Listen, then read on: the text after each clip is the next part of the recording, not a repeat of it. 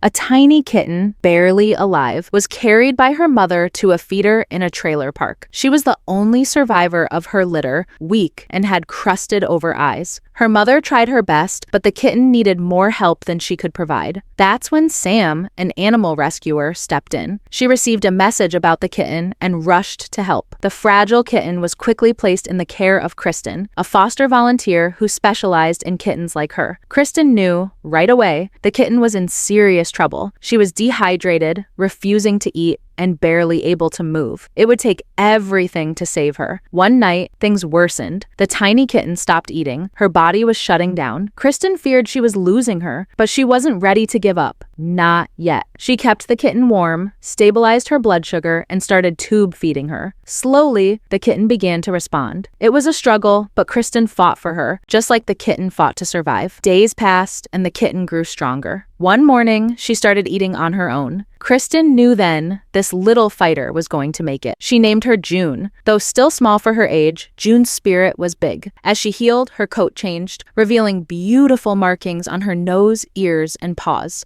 She bounced around with excitement, discovering toys, climbing onto Kristen's lap, and following her everywhere like a shadow.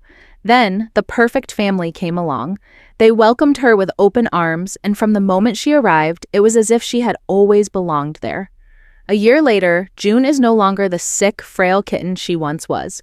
She spends her days curled up in her family's laps, purring non-stop.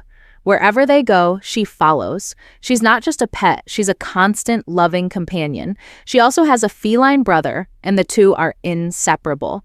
They run through the house, chase each other's tails, and always seem to be up to something together.